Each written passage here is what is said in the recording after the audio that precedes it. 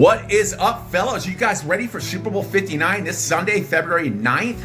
As I speak to you right now on February 5th, we're just a few days down the road until we get to see this rematch between the Eagles and the Kansas City Chiefs. So the last game we had was 2023, the last Super Bowl between these two teams, Super Bowl 57, where the Chiefs were actually an underdog by 2.5 points. This game, current odds are the Chiefs are a favorite by 1.5 points. The funny thing is the Chiefs were also an underdog to the 49ers by 1.5 points. So let's see what happens this time around, because now the odds are changing. A lot of people that are betting on this game are now starting to see that you do not bet against Patrick Mahomes. The Eagles, if you look at the roster, up and down the roster, they look like they are a more talented team. However, people are starting to realize Patrick Mahomes is someone you do not want to bet against after they've lost money in the past. So let's get into this game. I'm excited. I hope you guys are excited. Let's do this. As we all know, the best indicator of future behavior is past behavior. So we cannot look at Super Bowl 59 without looking at the 2003 Super Bowl 57. So what happened in that game, as we all know, the Chiefs won a nail-biter by a score of 38-35. And Patrick Mahomes did a lot on the ground. He let his running game do a lot of that game as well. So he only threw the ball 182 yards, but he did throw 3 touchdowns with no interceptions. So as far as the Eagles go, Jalen Hurts, if he would have won, he could have won the MVP in a losing effort. Let's be honest here. So what he did, all he did was throw the ball 304 yards, 1 touchdown, no interceptions, had a rating of 103.4 to Patrick Mahomes' rating of 131.8. Jalen Hurts threw the ball 38 times and Mahomes only threw it 27 times. So some of the big differences in this game that we have now coming up in Super Bowl 59 is that Isaiah Pacheco is not as big a factor and Travis Kelce is not as big a factor either. So in the past game in Super Bowl 57, Isaiah Pacheco, their main option, prior to his big injury he had coming back late in the year this year, where he had under 400 yards rushing all year in limited action, by the way. He had 15 carries, 76 yards. He had a 5.1 yard per carry average with 1 touchdown. This year it's going to be more Kareem Hunt than it was. Of course, we didn't have Kareem Hunt back then, but Kareem Hunt is back on the Chiefs, and he's going to be a big factor for them as well. As far as running the ball, Philadelphia, the only main action they had in that game as far as running the ball was Jalen Hurts, and that's why he could have been MVP if they would have won that game. He had 15 carries, 70 yards, 4.7 yard average. He followed up with 3 touchdowns. He had 3 touchdowns. 28 yards was his long.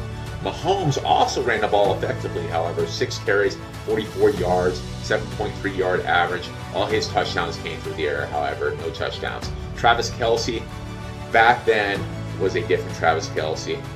He had 6 catches, 81 yards, and a touchdown. 22 was his long.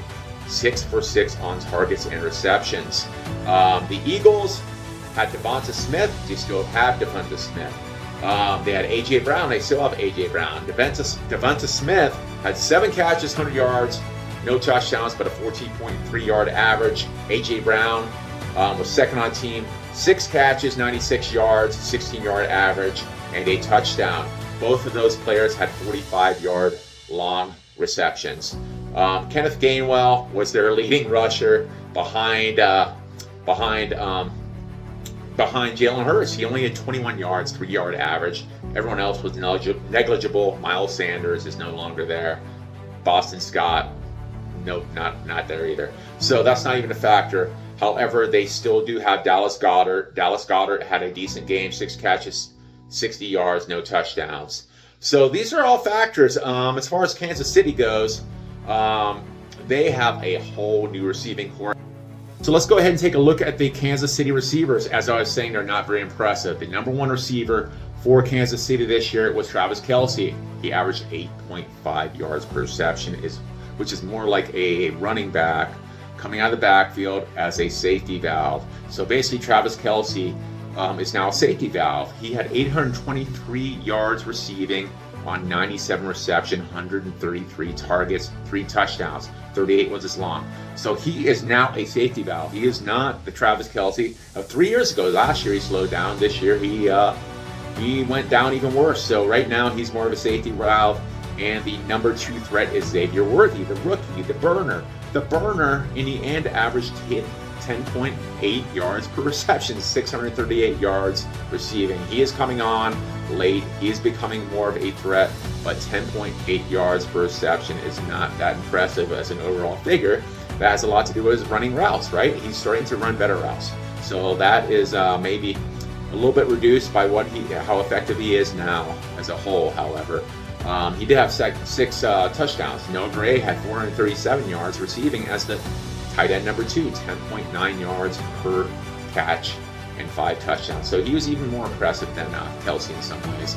And then you got DeAndre Hopkins, no longer the same receiver, 437 yards, 10.7 yard average for touchdowns. And Rashee Rice, who was injured most of the season, 208 yards and 2 touchdowns on 24 receptions. So those guys, not that impressive to go along with Juju Schuster, the other man, right? So 231 yards receiving, 12.8 yard average on only 18 receptions this year. So not too impressive. So as we need to take a look at a couple things here, what do you do if you are the Chiefs? You want to shut down Saquon Barkley, make Jalen Hurts beat you. So can they do that? So in order to take a look at that, we need to look at the Philadelphia Eagles. So what did Saquon do?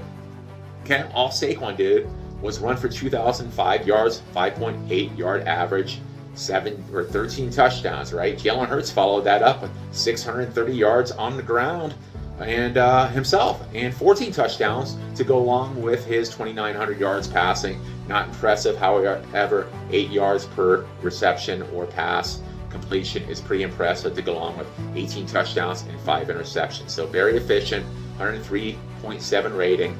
When you look at that, you've got to look at Kansas City again. So what did Mahomes do? He did his usual thing. His numbers weren't as impressive, not totally his fault, but this has a lot to do with his receivers not doing very well. Averaging about 10 yards per reception, not great. So you look at Patrick Mahomes, his 39.28 passing yards, and he was very efficient, but he did have 11 interceptions. That's a lot for him. 26 touchdowns, 11 interceptions, 93.5 rating. And on the ground, he ran a little bit too. So on the ground, 307 yards, not a whole lot, but a few, and 5.3 average, and he had 2 touchdowns. So Jalen Hurts, obviously a better dual threat when it comes down to that. Kareem Hunt is their number 1 rusher, 728 yards, 3.6 average, not impressive, 7 touchdowns. Isaiah Pacheco, injured most of the season, 7 games played, 3.7 yard average, and he had 310 yards and 1 touchdown. So not much to worry about there. So what are they going to do? They're going to try and shut down Saquon.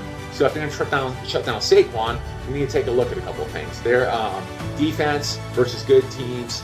What did Kansas City do?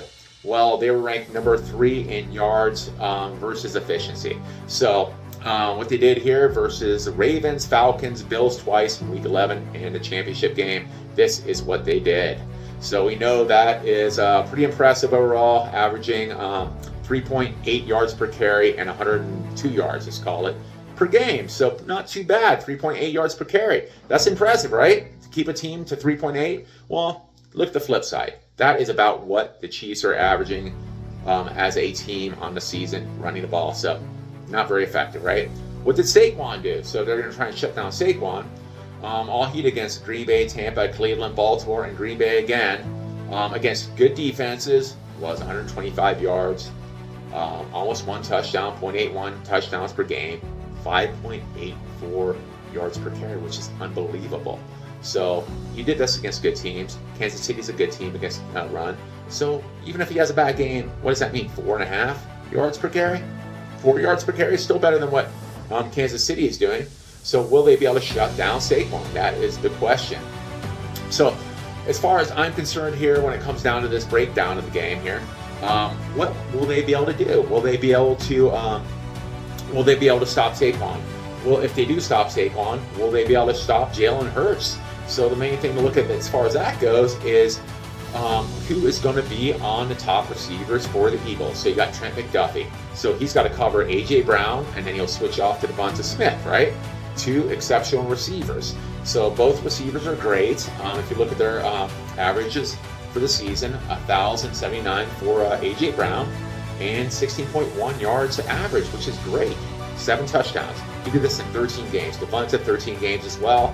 833 yards, 12.3 average, 8 touchdowns. So he was great getting touchdowns too. And both those guys had pretty good long receptions. 67 was the long for AJ, 49 for Devonta. Then you got Dallas Goedert, 500 yards receiving for the season, 2 touchdowns. So